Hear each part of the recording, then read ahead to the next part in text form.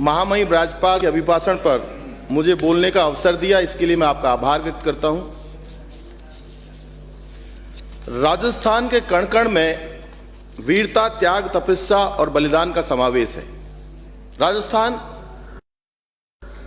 उस स्वाभिमानी व्यक्तित्व का प्रदेश है जैसे महाराणा प्रताप जैसे लोगों। सभापति महोदय, राजस्थान का कोई भी राजस्थानी जब राजस्थान से बाहर गया है, चाहे वो देश में गया हो चाहे विदेश में गया हो, व्यापार के क्षेत्र में, शिक्षा के क्षेत्र में, टेक्नोलॉजी के क्षेत्र में राजस्थान का नाम ऊंचा किया है।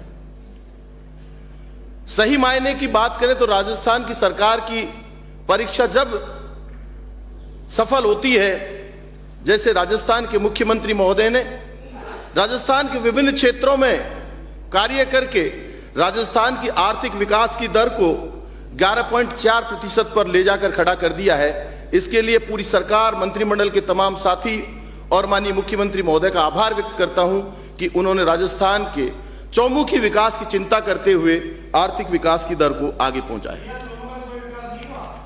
सही बात यह है कि चाहे चिकित्सा की बात करें चाहे शिक्षा की बात करें, चिकित्सा के क्षेत्र में जिस तरह की चिरंजीवी योजना 10 लाख रुपए तक फ्री इलाज करना कोई मामूली काम नहीं है। ये उस गरीब आदमी से जाकर पूछिए जिसके पास घर में गरीब आदमी बीमार होता है और वो ब्याज पर देने वाले लोगों के पास जाकर के नाक रगड़ता था जब भी उसके इलाज के लिए पैसा नहीं मिलता था।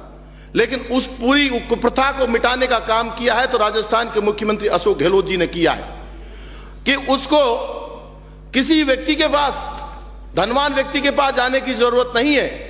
एक कार्ड जो चिरंजीवी योजना का कार्ड है उसको ले जाकर जाएगा और निजी अस्पताल में भी उसका फ्री में इलाज होता है। ये मैं समझता हूं इसको अगर भगवान की संज्ञा दी जाए तो वो भी कम नहीं होगी। साथ के साथ ही कोई आदमी सड़क पर जा रहा है, दुर्घटना में दुर्घटनाग्रस्त होकर के उसकी मृत्यु हो जाती है, उसके बच्चे छोटे छोटे लहलाते बच्चे रह जाते हैं, उनको समझ में नहीं आता अब क्या करें। इसके लिए भी 5 लाख रुपए का दुर्घटना बीमा योजना, अंग्रेजी मीडियम स्कूल खोलना। और खास बात यह रही कि पूरे विश्व जो कोरोना से त्राही त्राही मची हुई थी, उस समय राजस्थान के मुख्यमंत्री और पूरे प्रशासन के लोगों के द्वारा भीलवाड़ा मॉडल को देश के प्रधानमंत्री नरेंद्र मोदी जी ने भी सराहा। मैं कहना चाहता हूं, सरकार चाहे कोई भी हो, अच्छे काम को अच्छा बताना पड़ेगा और बुरे काम को बुरा बताना पड़ेगा। सरकारें आती और जाती हैं, लेकिन मैं इतना कहना चाहता हूं जो कोरोना काल में जो काम किया है वो तारीफ काबिल है। और सभी जनप्रतिनिधियों ने, धर्म गुरुओं ने मिलकर, समाज सेवियों ने मिलकर के हमारे राजस्थान की 8 करोड़ की जनता को बचाने का काम किया है, वो तारीफ काबिल है। क्या समाप्त करें? अभी तो स्टार्ट हुआ है साहब, 1 मिनट भी नहीं हुआ। ठीक है, बोलिए। महात्मा गांधी जी ने कहा कि भारत की आत्मा गांवों में बसती है और गांवों में बसने वाले लोगों का 2 ही काम है, खेती करना और दूसरा पशुपालन। इन दोनों कामों को करने वाला कोई व्यक्ति है तो वो है किसान। और सही इस लोकतंत्र में 2 लोगों के बहुत बड़ा महत्व है, एक अन्नदाता का और दूसरा मतदाता का। लेकिन मतदाता से भी अगर बड़ा है तो वो है अन्नदाता। और उस किसान के दर्द को मैं कहना चाहूंगा कि सरकारें चाहे कोई भी हो, पूर्वी राजस्थान जहां 40-45% की आबादी निवास करती है, उन्होंने दोनों सरकारों को बना के दिया है। 12 से लेके भरतपुर और भरतपुर से लेके अजमेर, जयपुर, टोंक, सवाई माधोपुर, करौली, धौलपुर और अलवर, इन सारी सीटों पे 11 MP भारतीय जनता पार्टी के जिताकर भेजे। उन्होंने भारत सरकार को बनाने का काम किया। और 48 सीटें जो राज्य सरकार की आती है, विधानसभा की आती है, उनमें से 45 सीट जिताकर कांग्रेस की सरकार बनाने का काम किया। उन अन्नदाताओं की कहां कमी रह गई? अब लोग कहते हैं दोनों एक पहिए, दोनों पहिए एक साथ चलें, एक सरकार हो। अरे उस किसान ने तो कभी कांग्रेस को वोट भी दिया, कभी भाजपा को भी वोट दिया, उसने उसका काम कर दिया। अब हमारी बारी बनती है कि हम किस तरह से उनका भला कर सकते हैं। पूर्वी राजस्थान का जो प्रमुख मुद्दा है माननीय सभापति महोदय, वो है पूर्वी राजस्थान नहर परियोजना। इसकी मैं बात करना चाहूंगा। खासतौर से जो बांध बने हुए इससे जुड़े हुए नहीं है, उनको दौसा जिले और करौली, सवाई माधोपुर आसपास के सभी बांधों को जोड़ने की आवश्यकता है। सही मायने की बात करें तो ERCP का मुद्दा केंद्र सरकार और राज्य सरकार के बीच फुटबॉल की तरह बना हुआ है। केंद्र सरकार कहती है राज्य सरकार बनाएगी, राज्य सरकार कहती है केंद्र सरकार बनाएगी। आखिर उस किसान का दुखड़ा कौन सुनेगा? मैं आपको कहना चाहता हूं कि उस किसान का दर्द को मैं कविता के माध्यम से सदन तक पहुंचाना चाहूंगा। दिन का चूल्हा जल भी जाए खबर नहीं है शाम की, दिन का चूल्हा जल भी जाए खबर नहीं है शाम, ऐसी हालत हो गई मेरे पूर्वी राजस्थान की, ऐसी हालत हो गई मेरे पूर्वी राजस्थान की। कागज लेकर लिखूं नई कहानी गांव की, कागज लेकर नई कहानी लिखूं गांव की, कैसी हालत हो गई मेरे पूर्वी राजस्थान की। कभी नहीं है चिंता तुमको, कभी नहीं है चिंता तुमको खेती और खलिहान की, जिनकी आंखों में आंसू पर चिंता है हिंदुस्तान की।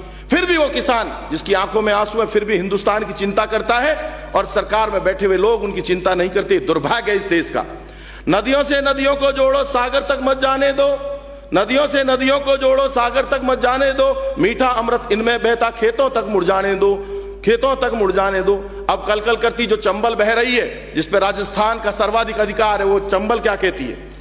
चंबल बोली मैं किसान से सारे सपने सजा दूंगी, चंबल बोली किसान से मैं सारे सपने सजा दूंगी, पूर्वी राजस्थान धरा जिसको पंजाब बना दूंगी, पूर्वी राजस्थान धरा जिसको पंजाब बना दूंगी।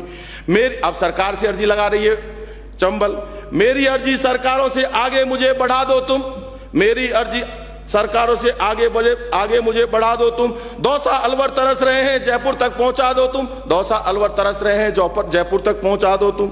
जिला करौली दौसा भरतपुर आस लगाकर बैठे हैं, सब खेतों की तरफ देखते जिनके आंसू बहते हैं, जिनके आंसू बहते हैं। जो अमृत बादल से आता, जो अमृत बादल से आता उस पर कोई ध्यान नहीं, जिसका सदा पसीना बहता उसका क्यों सम्मान नहीं। जो खेत में रहकर अपना पसीना बहाता किसान, उसका सम्मान क्यों नहीं? उसको सम्मान जब मिलेगा जब उस खेत तक चंबल का पानी पहुंचेगा। सबसे पहले समाजवादी नेता डॉक्टर राम मनोहर लोहिया ने 1963 में लोकसभा में मांग उठाई थी कि नदियों से नदियों को जोड़ने की आवश्यकता है। 2002 में देश के प्रधानमंत्री अटल बिहारी जी ने इस बात पर गौर किया, और 2012 में ये मैटर सुप्रीम कोर्ट में गया, और सुप्रीम कोर्ट ने ये आदेश दिया सरकारों को इसको जोड़ा जा सकता है, नदियों को जोड़ना चाहिए। उसके बाद मैं कहना चाहता हूं, नदियों से नदियों को जोड़ो सागर तक मत जाने दो, मीठा अमृत इनमें बहता खेतों तक मुड़ जाने दो। आंसू पीकर भी रोती आंखें, आंसू पीकर भी रोती आंखें एक गरीब किसान की, कैसी हालत कर दी तुमने खेती के भगवान की, कैसी हालत कर दी तुमने खेती के भगवान की। अब मैं सरकारों के लिए भी कहना चाहता हूं किसान की तरफ से, जिस दिन गुस्से में किसान अपना अधिकार समझ जाएंगे, जिस दिन गुस्से में किसान अपना अधिकार समझ जाएंगे, महलों वालों कान खोल कर सुन लो, सबके सिंहासन हिल जाएंगे, सबके सिंहासन हिल जाएंगे। मैं निवेदन करना चाहता हूं माननीय मुख्यमंत्री महोदय से, देश के प्रधानमंत्री महोदय से, कि आपने दौसा में जब आए थे आपने घोषणा की थी कि आप चंबल का पानी ला करके दोगे। मैं माननीय मुख्यमंत्री महोदय से निवेदन करना चाहता हूं, भारत सरकार करे या ना करे, लेकिन राजस्थान सरकार के मुखिया को 40,000 करोड़ रुपए की ERCP की घोषणा इस बजट में करनी चाहिए। मैं इसकी पुरजोर शब्दों में मांग करता हूं, और किसानों को फसल खराबे का मुआवजा भी मिलना चाहिए। अब मैं एक चीज और बस 2 मिनट में अपनी विधानसभा क्षेत्र की मांगों को कहना चाहता हूं कि महुआ में जो उप जिला अस्पताल है उसको जिला अस्पताल बनाया जाए, CSC मंडावर को उप जिला अस्पताल बनाया जाए, गैनोली, उकरूंद, खोजपुरी, मऊखुद, पाखर, सालेमपुर, दौलखेड़ा उपकेंद्र है उनको प्राथमिक स्वास्थ्य केंद्र में क्रमोन्नत किया जाए, PSC हुडला को CSC में क्रमोन्नत किया जाए। महुआ को जिला बनाने की भी मांग करता हूं। महुआ शहर में एक अतिरिक्त पुलिस थाना और चौकी खोलने की मांग करता हूं। बालाडी में उप तहसील की मांग करता हूं। लौटवाड़ा से हुडला तक एक सड़क बनाने की बात करता हूं, और बैजूपाड़ा, बालेडी और तालचड़ी में कॉलेज खोलने की मांग करता हूं। मंडावर में कृषि महाविद्यालय खोलने की मांग करता हूं। मंडावर पावटा में खेल स्टेडियम, और देवनारायण योजना से पीपलखेड़ा में एक कॉलेज खोलने की मांग करता हूं। साथ के साथ पावटा, समलेटी और गढ़ीमत सिंह में 33/11 kV GSS की मांग करता हूं, और साथ के साथ ही गढ़ीमत सिंह, गहनोली, तालचड़ी, समलेटी, साथा, सालेमपुर और खोजपुरी में विज्ञान संकाय खोलने की मांग करता हूं। साथ के साथ ही हम सबका एक ही उद्देश्य, अंत में यही कहना चाहता हूं कि सेवा ही हमारा धर्म है और सेवा ही हमारा कर्म है। माननीय सभापति महोदय, मेरी विधानसभा क्षेत्र में इस सरकार के कार्यकाल में 4 कॉलेज खोल करके, बस स्टैंड बना करके, SDM ऑफिस बना करके हमें बहुत सारी सौगातें मिली हैं। लेकिन इतना जरूर कहना चाहता हूं, ये निरंतर विकास का प्रयास है। और अंत में यही कहना चाहूंगा कि आंसू ना होते तो ये आंखें इतनी खूबसूरत ना होती, आंसू ना होते तो ये आंखें इतनी खूबसूरत ना होती। अगर मिल जाता एक ही बजट में तो अगले बजट की इंतजार ना होती, अगले बजट की इंतजार ना होती। बहुत बहुत धन्यवाद। जय हिंद, जय सर समाज।